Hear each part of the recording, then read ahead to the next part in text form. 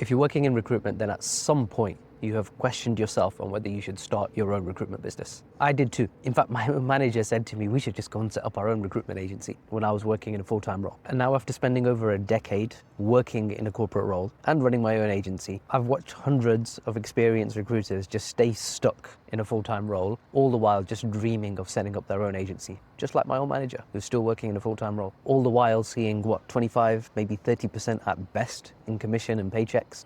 And the only real thing that's holding them back, all these recruiters, including myself, is just fear. Fear from a contractual perspective, fear from not performing, fear from not billing, fear from losing the steady paycheck, fear of competing with their former employer, and then just doubting yourself on whether you can actually replicate the same success that you have in your current role. So stick with me, because I'm about to break down all of these fears, how to completely remove all of them. Just like Mohammed, who had no previous recruitment experience, was working in a full-time role as an engineer, and he started his business while keeping his 9-to-5.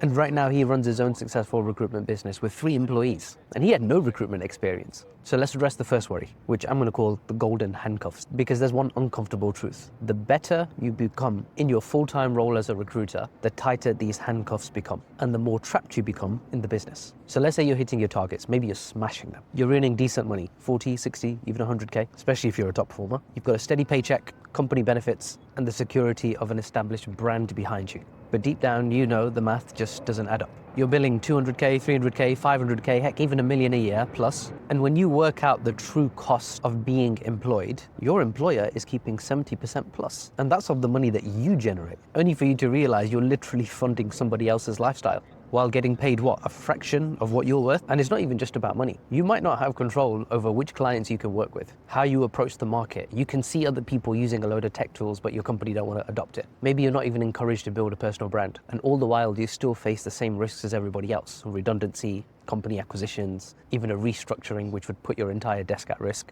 And that's why I call them golden handcuffs. You're comfortable enough not to leave, but not free enough to reach your potential. And I know, because I was in the same situation, so let me just tell you what was running through my head, and it's probably going through yours as well. What about my contract and my non-compete agreement? Let's be honest, most of these are designed to actually scare you. And the most important part here is actually understanding what is restrictive and what is not. And if you are employed, this is the first thing that I'd want you to look at, is understanding the parameters and what you can and can't do while you're employed, never mind quitting your full-time job and going all in on your agency, but while you're employed, what can you and can you not do? And the next worry is usually, I can't afford to lose my steady income. This is usually a big one, especially if you've got commitments. Maybe if you've got family obligations, you're responsible for the bills and the rent at home, and the thought of what looks like a guaranteed monthly income is traumatic. But here's what you need to consider. Your job security depends on your performance. If you don't make a placement for the next 6 months, is that salary still going to be there? And that's not considering things that are out of your control: sales, acquisitions, mergers, company foreclosures, a mismanagement of finances in the business. Because the steady income that you're getting is nothing but an illusion, especially if you've got 6 to 12 months worth of savings in your bank account.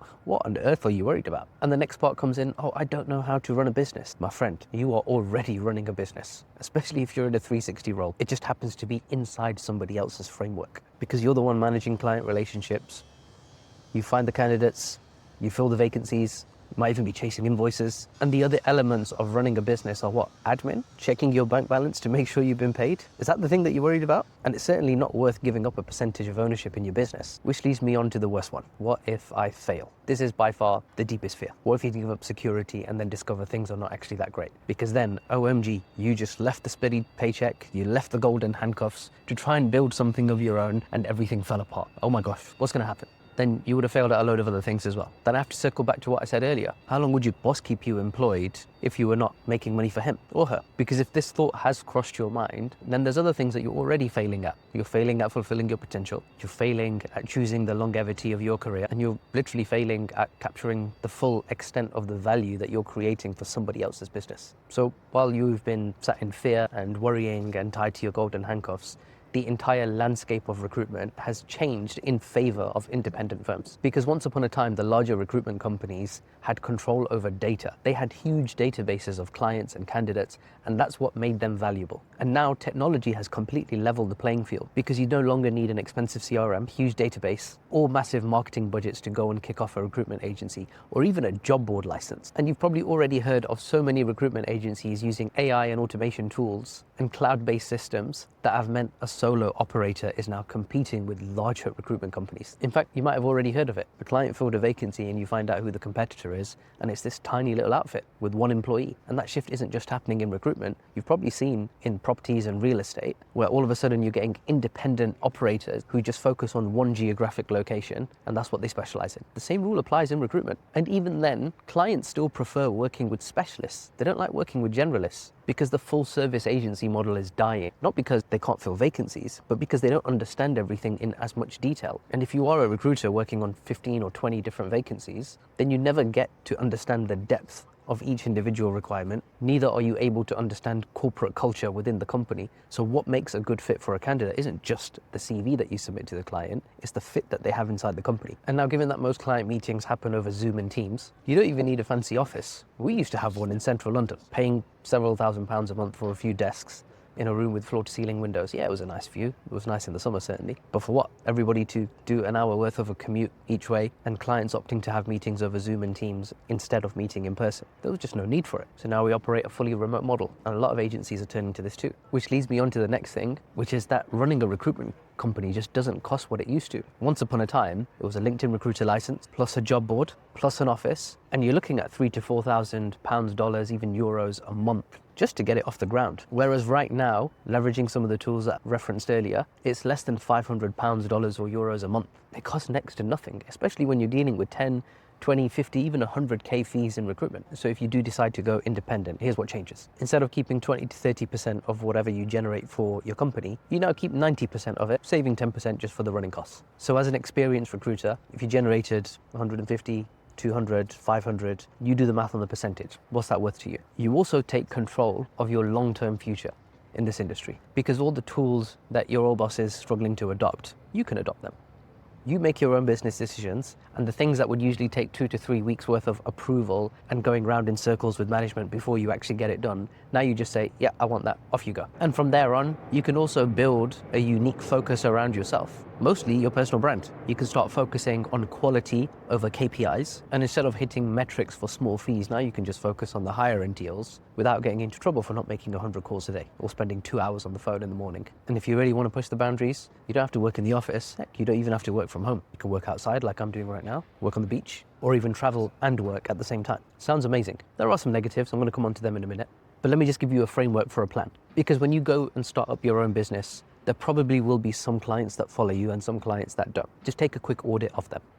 There's no reason why you can't set up your business infrastructure in advance, form your company, get your banking set up, even a website. And most importantly, just to put yourself at ease, you need 6 months of financial runway. Because the likelihood is if you didn't perform in your current role for 6 months, you'd be out of a job anyway. So if you've got 6 months worth of running costs for your entire life covered, plus the $500 a month that it's going to cost you to run the business, you're good to go. And it will put you at ease. Anything more than that is a bonus. And just research the legal implications of your contract. There's no reason why you can't punch this into ChatGPT and find out the answer pretty quickly. That said, if your contract is tight, there is a way to start your recruitment business working from 5 till 9, just doing it 4 hours a day in the evening until you make money. Then you can quit your full-time job and go all in. And then you can move into the phase of soft launching. This is when you start messaging people or calling them and just asking them if they're interested in this service, which you already know how to do, but most importantly, focus in on one niche. And if you implement automation and AI, it's only going to amplify your efficiency. You'll be able to do it even quicker. And then you move into the next phase. Either you're going to quit your job and then go full-time in on your agency, or you're going to start it part-time and take a phased approach. So you're going to resign, then you go all in. All of a sudden, the money that you already know you can make because you've just proven it to yourself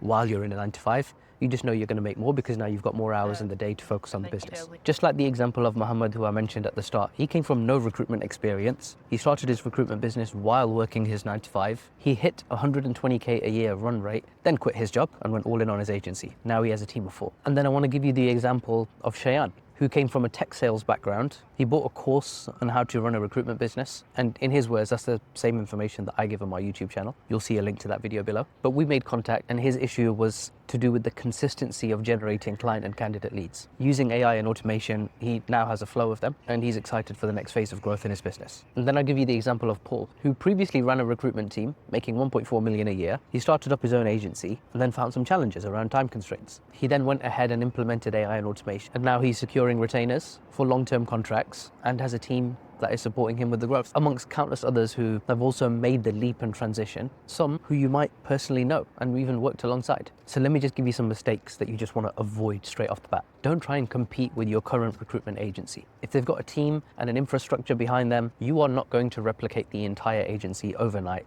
That is not what you're competing with. The second is that you don't have to drop your prices or your fees just to win new business from clients, because the problem that you're solving for your clients is worth more than 6 figures a year, and you're asking for a small percentage of that to help fix it. The next one is that people spend too much time working in the business. They're engrossed in activities that just don't make them any money. Like Ian, who told me that he spent several months working on his website. So before this begins to sound like too simple to execute and too easy to do, let me just give you a bit of a reality check. You will not get a guaranteed monthly paycheck. You will have to handle the admin, the accounting, the business management, and the business development. You'll be working alone. You might even feel isolated. And the entire business risk will sit with you. And you might even need to work slightly longer hours just to help get this off the ground. Arguably, you don't with AI and automation. So the truth is, this just isn't for everybody. If you can't stomach those risks, then it's probably not for you. You're probably better off giving 70% of your income to somebody else. Because for some people, they genuinely prefer the security of it. So if you'd rather be in a secured position, working for a mid-range or an independent firm that doesn't have all the legal problems and pays a very generous commission structure, then you can come and work for me. You find me on LinkedIn. But if you do decide to go and start up your own business, then unfortunately you're going to end up earning 3 to 4 times more than what you're earning right now. You'll have complete control over the decision-making processes on what you invest in and what you don't. You'll build something that actually has real value, which could become a legacy project or could even be sold or acquired at a later date. You'll be working with clients who respect you and your time,